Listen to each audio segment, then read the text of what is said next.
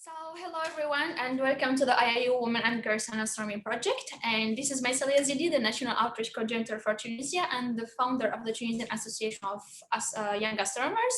So today our guest is Professor DEBRA Miloy ELMEGREEN, an American astronomers. And Professor DEBRA was the first woman to graduate from the Princeton University with a degree in astrophysics, and she was the first female postdoctoral research at the Carnegie Observatories. She is professor of astronomy in the Maria Mitchell Chair at Vassar College, where she was been since 1985. She also served as president of the American Astronomical Society from 2010 to 2012, and she is the president-elect of the International Astronomical Union. Her research interests include structural interaction and star formation in galaxies, in the local universe, and at higher redshift. She is also elected fellow of the American Academy of Arts and Science, the American Association of the Advancement of Science, and the American Astronomical Society. So welcome, Professor DEBRA, and it's a huge pleasure to meet you today. Well, thank you so much, MAYSSA. It's my pleasure to be here. So let's introduce a little bit the IAU Women and Girls Astronomy project. So this project aims, in fact, to encourage girls and also to consider career in astronomy for girls and women by showing female astronomer and astronaut to be a role model for them, which is not something unusual, in fact, from the IAU, because since February 11, 2019, the IAU realized a specific event for celebrating women and girls in astronomy. In addition to commemorating Women and Girls in Astronomy Day in the tandem with the United Nations as the International Day of Women and Girls in Science, as the legacy of this project, we will celebrate also Women and Girls Astronomy this year in February, from February 11 to March 8. So the first question to Professor DEBRA is, Professor DEBRA, so how many female are in the astronomy field? So that's an interesting question. The International Science Council spent 3 years doing what they called a gender gap study in the sciences, and the International Astronomical Union was part of that project. And so they did a survey worldwide of all the different sciences. And in astronomy, there are about 18% women. That is less than fields like biology. It's more than fields like physics. To put that in context, when I first became a member of the IAU almost 50 years ago now, the fraction was half that. So we've got a long way to go, but we're definitely improving. And when you look at it by age, it really varies. So people of my generation nearing the end of their professional careers, it's about 10% women. People that are in sort of mid-career, it pushes towards this 18-20% mark. People of your generation, it's starting to become closer to 30%. So definitely there is an increase in the fraction of women as we get to younger and younger women. So I think that's very important. Of course, the question is, can all of those women maintain their work in astronomy so that when they get to be my age, the fraction remains at 30%, and then the fraction for your generation starts to become 50%, or, you know, trying to move towards equity. So we're making strides, but a long way to go. Mm-hmm. So I'd like to know. I'm sorry. One more thing that's interesting is that the fraction is fairly steady from one country to another.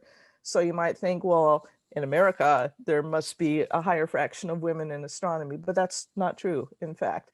And if you go to some of the South American countries, they actually have a higher fraction. Some of the Southern European countries have a higher fraction, but worldwide, it's pretty consistent at this about 18% level.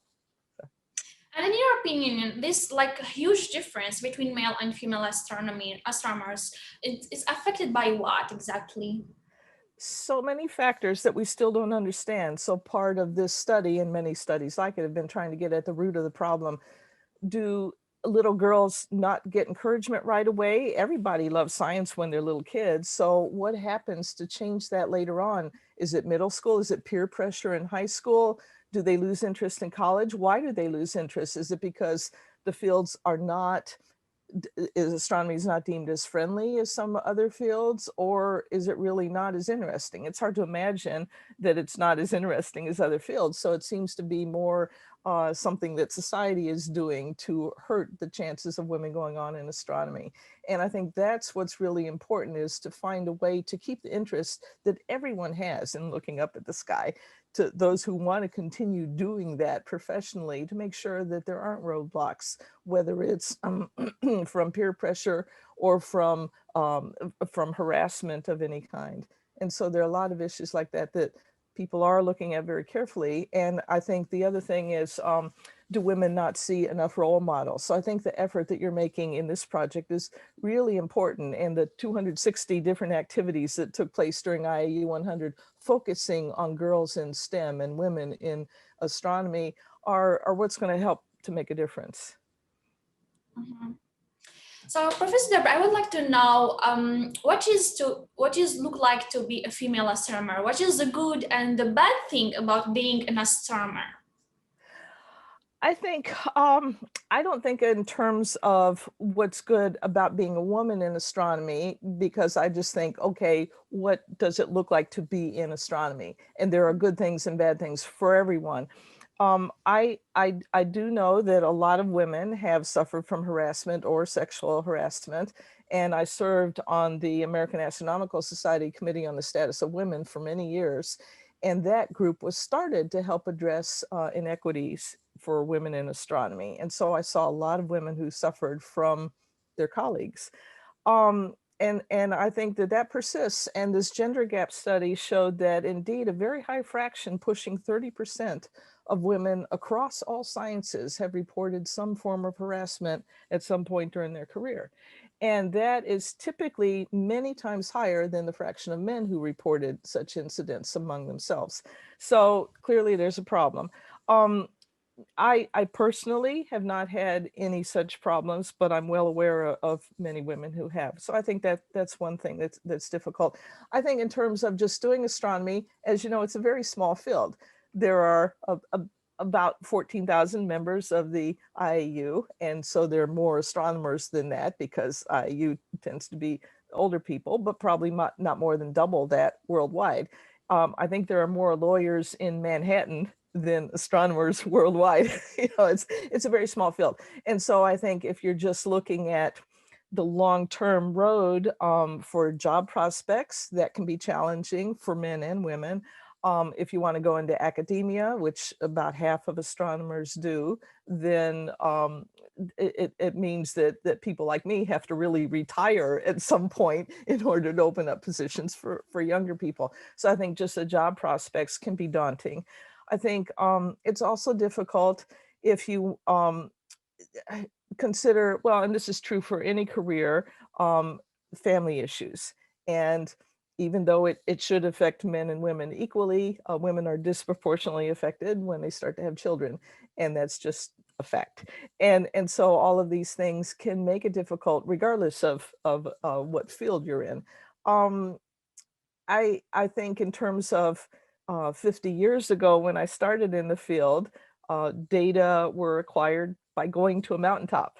And so that was a challenge. And I did a lot of observational astronomy, making many trips to observatories over the decades. And of course, now I download data from Hubble in my dining room. So that makes it much, much easier. So I think all these things, that aspect, which was for me part of the thrill of being in astronomy, is also one of the challenges of being in astronomy. So the good side is, yes, being on a mountaintop. I mean, there's nothing like it. If you love astronomy, then that's the ultimate experience, is being in the prime focus cage of the 200-inch, which they no longer do, but looking at the night sky above you. I mean, that really ties you back to what most of us were drawn into in the first place. So yes, a lot of pros and cons for the field, but you know, it's an exciting field.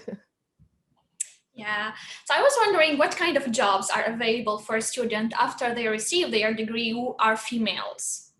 Yes, and I would again say these days, same opportunities as for males. It can be perceived as challenging, again, because of life aspects, but It tends to be about half of PhD astronomers tend to go into academia. And in the US, that means not only big research universities, but also small colleges, which is where I'm at. And so there's a lot more opportunities if you expand not to just a research university, because there are many, many more small colleges, and a great need for teachers that become the role models for the next generation. You're still doing research at a small college. It's just not the same as having a big research environment. The other half of astronomers tend to be in the US working for NASA or at a private observatory. Some astronomers go on to work for planetariums. There are a lot of opportunities in the aerospace industry for space-related projects. And NASA, of course, is a big employer of astronomers, but they also subcontract to places like Northrop Grumman and Ball Aerospace to build some of the instruments that are going on, JWST and things like that. So I think that there's a great need for people with astronomy expertise who can go into many different fields. And if you want to stay related to astronomy, there's still a great need for both computational and instrument expertise going into industry or things related to future missions and observatories. And of course, then if you aren't committed to staying on doing research in astronomy, just your technical background will set you up for a wide variety of jobs, but that's another issue. Yeah. So some people, Dr. DEBRA, asking why women are in particular important in astronomy. I think women are important in every field, because the more diverse a field is, the more ideas that are brought in. And I think the dynamics change when women are involved.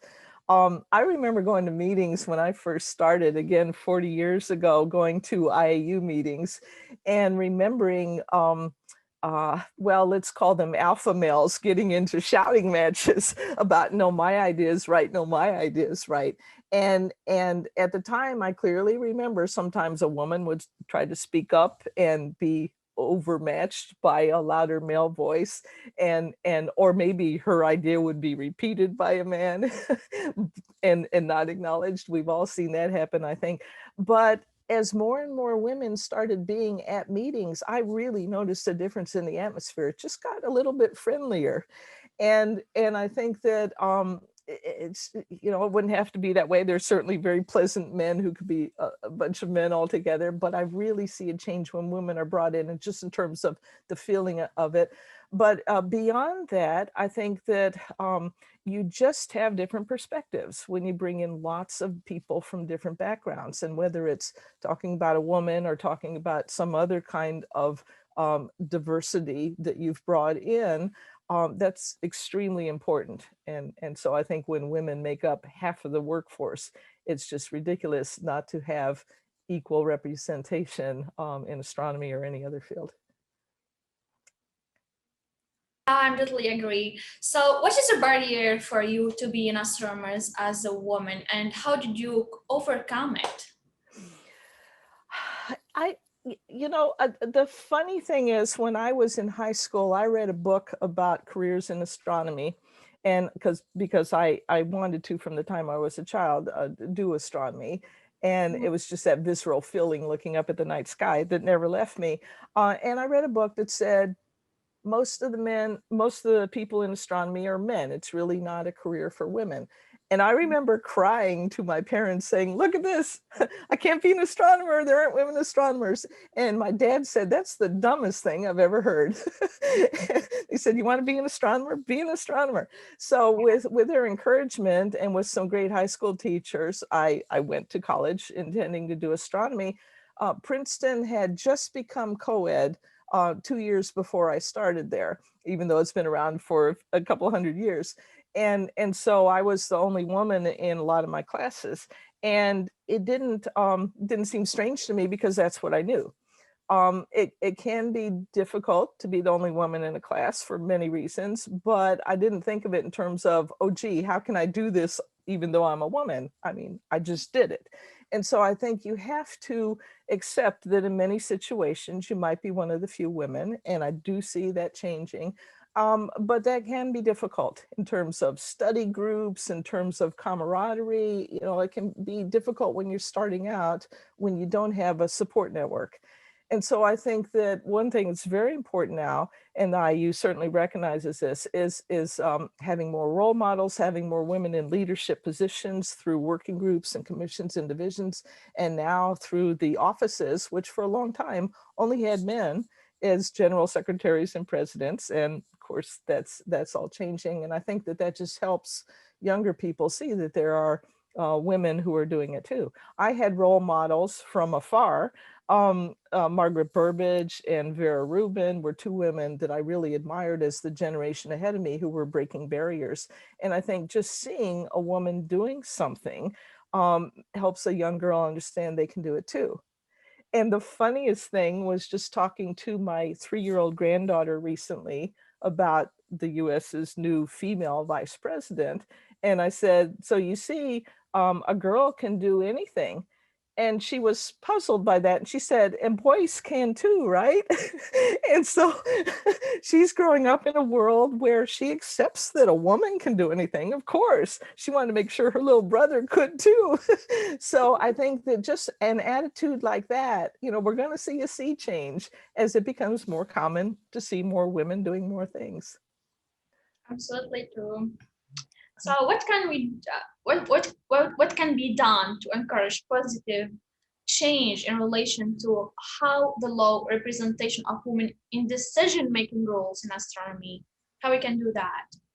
I think it's a growing emphasis among people who are constituting panels, review panels, committees, whatever it is, that they make a real effort to get equity on the panel. And I think that certainly I've seen that in the US for various kinds of committees at the national level, that it's really not an acceptable committee if it doesn't have adequate representation by women. And I think just that step is important because then you're starting to put the women in positions of power. I think another thing that's made a difference is, again, going back to the gender gap study, women were proportionately not well represented in in peer-reviewed journals of the highest distinction. There was a much smaller fraction than there should have been, even considering the number of women in the field. And so going to a blind peer review or a double blind peer review, as Space Telescope has recently adopted for its proposals, and now other places are starting to model that, I think that's important because we've all seen the studies where biases exist implicitly, and women have implicit biases against other women just as men do. And just removing that as a barrier has greatly improved the fraction of women who are principal investigators for Hubble, and there's a higher fraction getting papers accepted, and it seems silly that you'd even need to consider that, but that has made a difference. And so I think that just recognizing that these problems exist can help us start to address them. I think also having support networks, so young women forming groups like at their university, if they have women getting together to talk about science with whatever female professors are available to help mentor them, again, just reinforces that they're not doing it alone, that there are other people in a similar situation. Or going to networks like the Committee on the Status of Women in Astronomy, where you can just discuss difficulties you felt, and then you're flooded with responses of other women who have been through similar circumstances and how they handled it. So I think just having communication open and to acknowledge that things are not equal yet will start to make a difference. Yeah, the next question is very personal. So how can we describe Professor DEBRA Milloy ELMEGREEN experience as a woman in astronomy fields? How can we describe her? Well, so again, I was the first woman at Princeton to major in astrophysics, and so that was fun. There was recently a 50-year retrospective on the first women at Princeton, talking about that, and so that was kind of I didn't think of it as special at the time. I honestly didn't. I was just a student studying what I wanted to study. But looking back, I see my students who were excited by that. And I think, okay, yeah, I guess that was groundbreaking. You know, you do things at the time, you don't put it in perspective. And many years later, you have a chance to reflect on that. And then when I went to the Carnegie Observatories and spent my postdoctoral years at Palomar Observatory, I was the first woman in that position. And by that time I knew that was kind of neat. So that was fun for me. By the time I went to Vassar College was founded as a women's college. And the very first professor there was Mariah Mitchell, who was the first female astronomer in the US. And so that was in the mid 1800s. And so Vassar has a very different outlook on women in science than many other places because it was a female college until the 60s, and then it started admitting men. And so in my classes, I have equal representation. And for a long time, I actually had more women than men in my classes. Now it's about 50-50. But my women, my students see things differently than I saw them because they look around and yeah, okay, we're all just doing this together. They still have some difficulties with sometimes men wanting to dominate in the classroom during a conversation and that sort of thing. But otherwise they see it as, yes, I'm a woman and I'm doing astronomy and why not? So I think again, my career was not in, you know, I wasn't impacted by being a woman. It didn't present any barriers to me. It's just that I was at a stage where there weren't a lot of women doing it. And so again, things are changing. And so I like to reflect on that with my students now, just to let them know there has been a change and we've still got a ways to go, but that there shouldn't be barriers just because you're a woman. Absolutely. So I was wondering, Professor DEBRA, how difficult to be an astronomer, as well as what type of classes should be taken to work toward this? And this is also lead to wonder how could we found that how female and male treated in different way, for example, in college, in university, because of the gender. And like, for example, did you face it as well, gender decimation to become an astronomer and during your time working an astronomer? And if there are many women that work closely with, or are mostly men? And when did you start considering going into astronomy, and what made you decide to do that? Right, that's a whole lot to unpack. So I'll start in reverse order. It was growing up along a river where there were truly dark skies. So as a little kid, I enjoyed looking at the sky. And so I always knew that I wanted to do that. I think a lot of observational astronomers will say that they got into astronomy because as a little kid, they like to see the sky and they still like to see the sky. It's not true for all astronomers, of course, but that's what drove me. Just the pure beauty of it was really what drove me, and it still drives me today. Um, I think that it's really important for anyone doing astronomy to get a strong foundation in math and physics. That's the most crucial start. Along the way, it's important to take as much astronomy as you can, obviously, but it starts with the physics and math. So I think it's really important to encourage students early on in primary school to develop their math skills. And then when they get a little bit older, to start to, if they show an aptitude for science, to really encourage that and to make sure that they take all that they can in high school so that they're well set up to go to college. You certainly don't need to decide before college that you want to be an astronomer. I've had many students of my own who partway through college said, you know, I really like that introductory class. I think I would like to do astronomy. Now what do I do?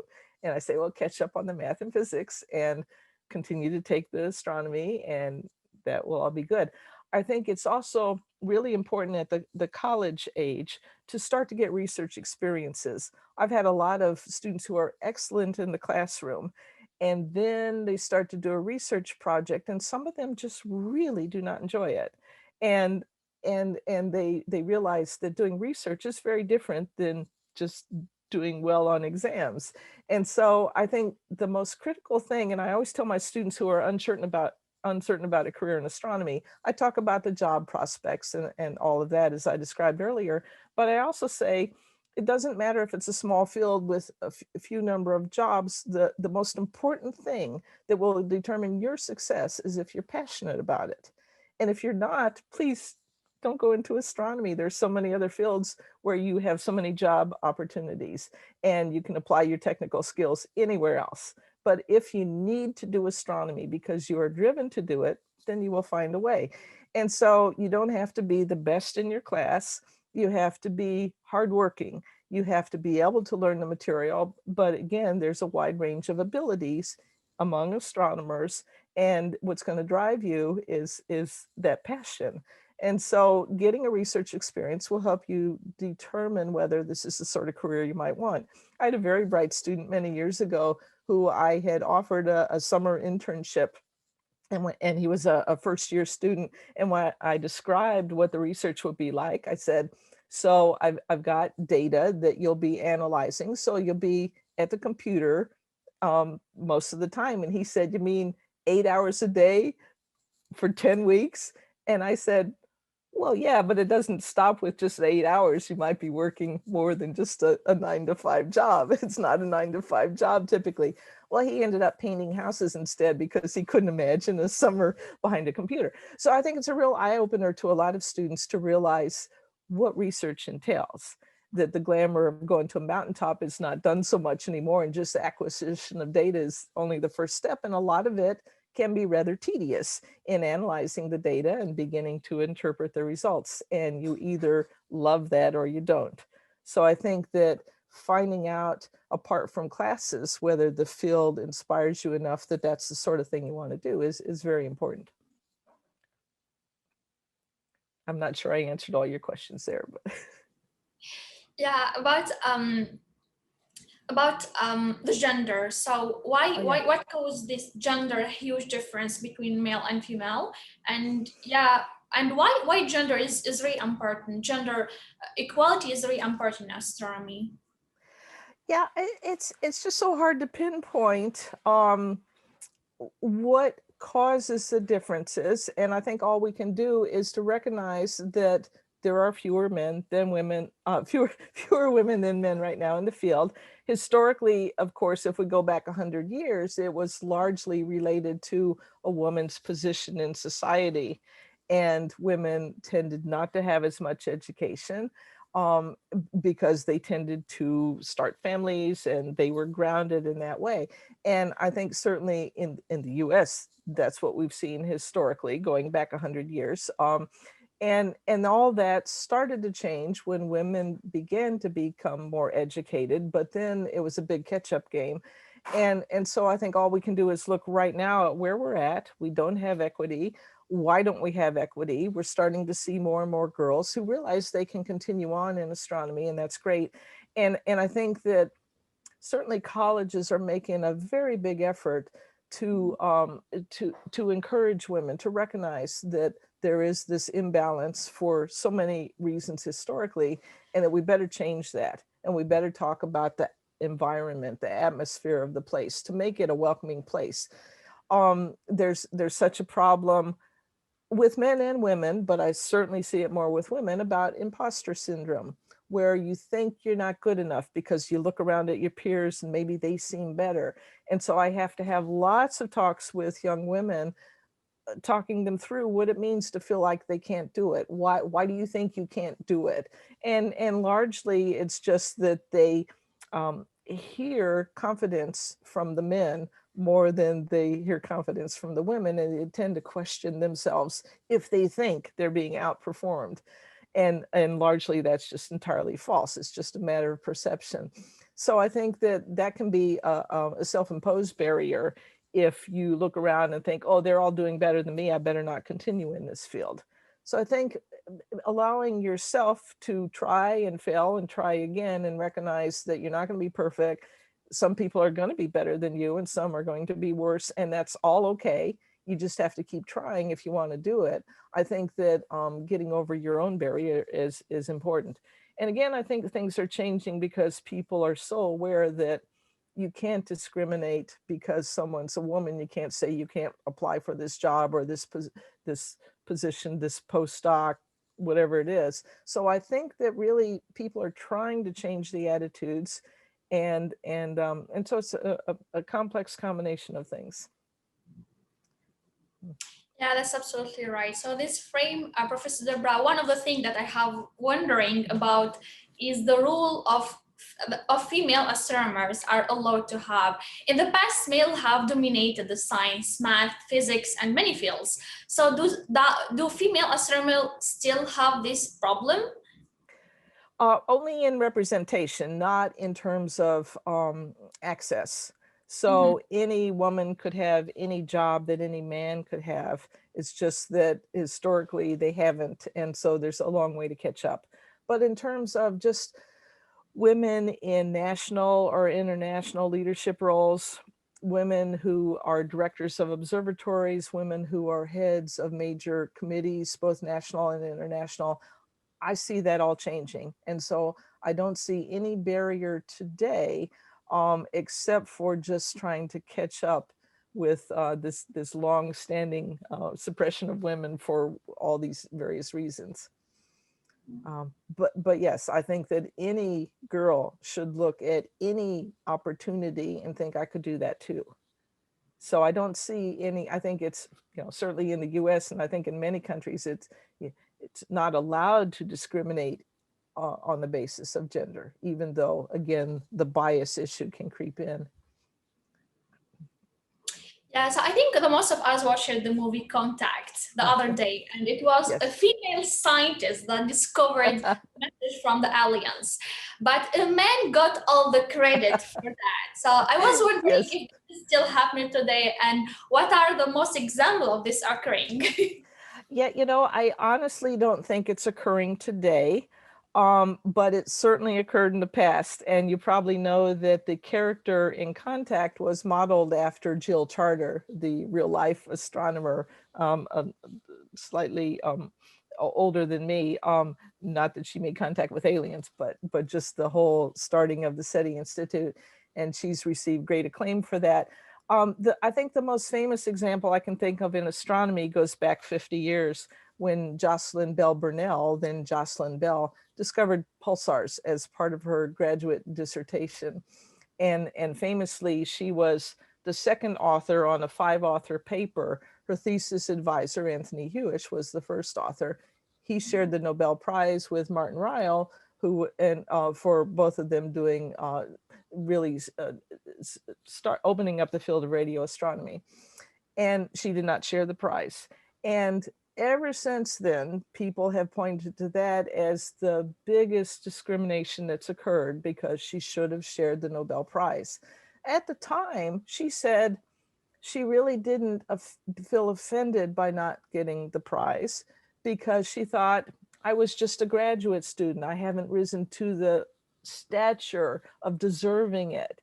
And I find that shocking that she had that perspective, that, okay, that's okay, it was my discovery, but he supervised me, so sure, he got it. Well, since then, of course, she has received many, many prizes. She's been knighted. She got the Breakthrough Prize. And you probably know that when she got the Breakthrough Prize a couple of years ago, 2.5 million euros or dollars, I forget which, she donated it all to set up scholarships for women in science, which I just thought was profoundly beautiful. That she, again, at the time, do you notice that you're being discriminated against? Is something strange. So the very fact that she didn't take slight at not getting the Nobel Prize says a lot, I think. But when everyone has examined that issue and say, well, that just wasn't right, well, she's trying to help make it right by donating this huge amount of money to help women. So I think she's been an absolute tremendous role model. She's been very, very active in meetings, and many of my students have met her at meetings because she tries to go to meetings where there are young people, so she can talk to them and say, hey, you can do this. So that was that sort of thing. And whether or not it was because she was a woman, she was a graduate student. And of course, in 20 years later, when Taylor and Hulse discovered a binary pulsar, and one was a professor, the other was a student, they shared a Nobel Prize. And then, of course, even more recently, when Adam Rees shared a Nobel Prize for his supernovae work, his advisor didn't share the prize. It was two other teams where those people shared. So it's come from grad student getting no prize to sharing a prize to being the one that got the prize. I don't think that that's, again, it's hard to sort out the gender influence of that. I think it was more to do with professor-student in terms of the Nobel Prize, but certainly she was a woman who was slighted by that. I think that more and more today, women, of course, Andrea Ghez, yay, she got the Nobel Prize. I mean, women are starting to be recognized for more prizes. Our very own Evine van Dieschek, the IAU president, got the Kavli Prize a couple of years ago. And so I think there are more and more women in astronomy who are being recognized for their work.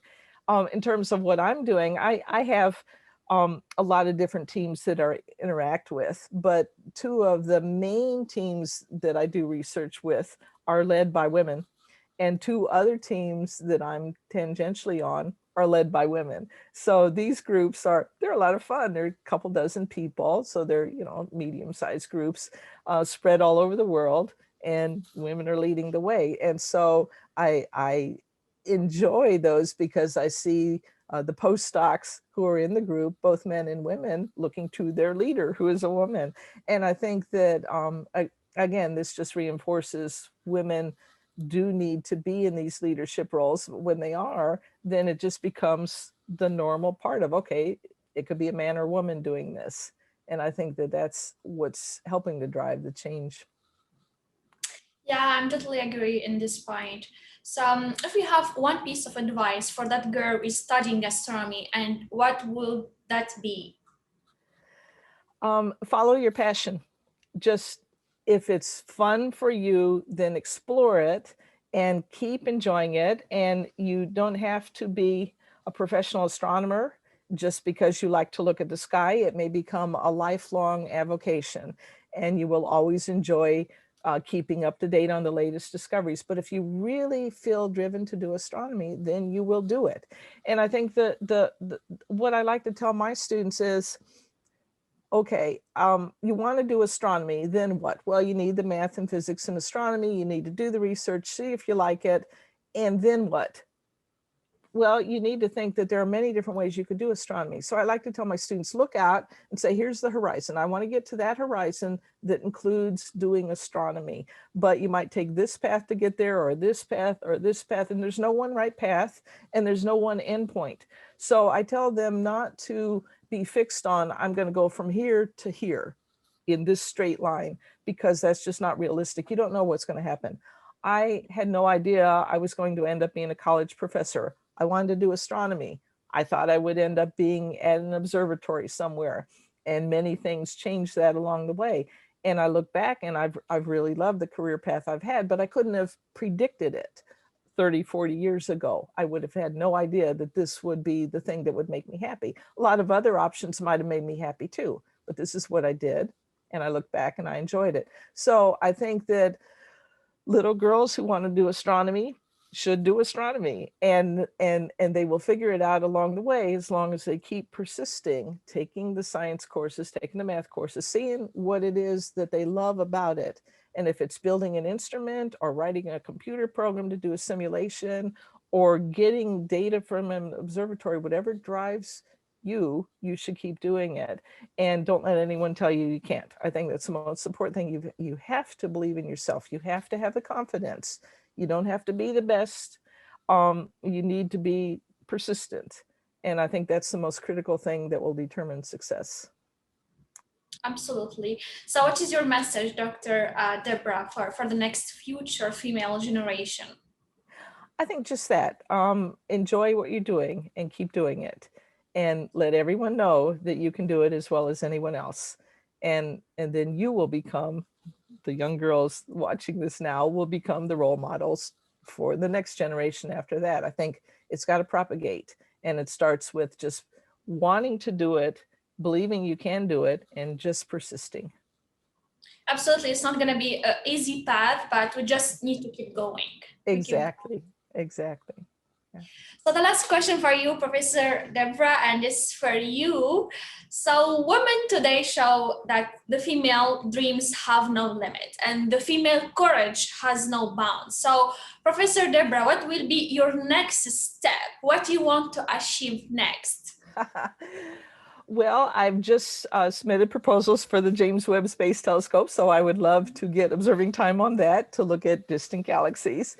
Beyond that, when I assume the IAU presidency in August, I want to continue all the wonderful work that Veen and Teresa Lago and the other officers have started, the people that came before me, to continue to achieve greater equity in the IAU for women. And we now have an executive committee level working group on women in astronomy, which I think is still very critical to make people understand it's still a problem and we're trying to address it. I think having junior members now be allowed in the IAU will bring in a younger generation. And since the younger generation has proportionately more women, this will help increase the diversity. I think with the new Office of Astronomy for Education, we can open up a lot of doors. This is focused on K-12, but I want to also take a look at what the IAU might do at the undergraduate level. We already have programs to help at the postdoc and early career astronomer level. So I think my focus in the next few years will be to try and make the IAU be what its members want it to be. And to me, that means making sure that it's a very inclusive field for anyone who wants to be part of it. So inspiring. So I was very glad to welcome you, Professor DEBRA ELMEGREEN, today in American Astronomers in the IAU Women and Girls Astronomy Project. It's a huge honor to have you today with us to talk about your career and your activity, and also what kind of amazing and supporting words for the future female generation and astronomy. Thank you so much. Thank you so much, Mayssa. It's been my pleasure, and I appreciate what you're doing as a national outreach coordinator in Tunisia and all the work that you and Hiroko are doing with this project, which I think will make a big difference. So thank you very much. Yeah, I hope, and I'm absolutely sure it's gonna make a huge, huge difference. Thank you, and good luck to you. Thank you.